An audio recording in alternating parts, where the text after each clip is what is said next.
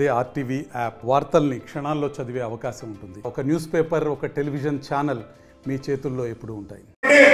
పెద్ద రాముడు ఎవడయా రాముడు మన భక్తులు కాదా? నిన్న శ్రీరామజన్మభూమిలో పాల్గొన్న ఒకసారి రామనామం కళ్యాణ పాల్గొన్న ఒకసారి చేయలేమంటే చూడ ఎవరైనా పాల్గొకుంటున్నావా? వేదిక మీద కూడా అందరూ రామనామం కళ్యాణ పాల్గొన్నాం. హిందువులం కాదా? రాముని జన్మ గురించి ప్రస్తావించి బండి సంజయ్ హిందువులను అవమానపరిచిన ఎవరు కూడా ఏ కాంగ్రెస్ వాళ్ళు కూడా మాట్లాడలేదు. అంతేకాదు మీ అందరికి జన్మకు కారణమైనటువంటి మీ తల్లుల గురించి, నా తల్లి గురించి కాదు, మీ తల్లుల గురించి కూడా మీరు పుట్టిన నర్సు చెప్తేనే మీరు ఆ తల్లి బిడ్డ అని చెప్పేటువంటి నీత స్థాయికి కదా ఆయన ఇక్కడ అర్హత ఉండదు అనేటువంటి మాట గట్టిగా చెప్పాల్సిన అవసరం మనం చేస్తాం. నేను నీ తల్లికి పుట్టినవాడి నర్సు చెప్తేనే నీ తల్లికి తెలుస్తుందనే మూర్ఖుడు మన ఎంపీ అంటే నాకైతే అవమానం అనిపిస్తుంది. మీకేమనిపిస్తుంది? గ్రామం లాంటి గ్రామానికి కూడా ఇవ్వకపోతే ఆ పార్లమెంట్ సభ్యుడు ఎక్కడ మండల కేంద్రాలకు కూడా 5 సంవత్సరాల రానటువంటి పరిస్థితి ఇలా ఉంది. మీకు ధైర్యం ఉంది, చర్చ చేయండి.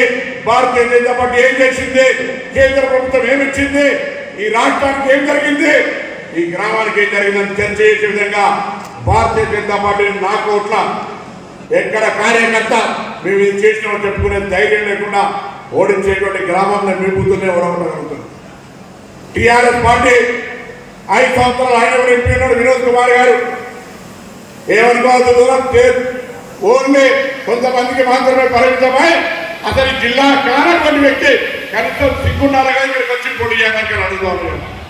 ఆయన ఇక్కడికి వచ్చి మళ్ళీ ఏ ముఖం పెట్టుకోవడానికి అడుగుతా ఉన్నాడు.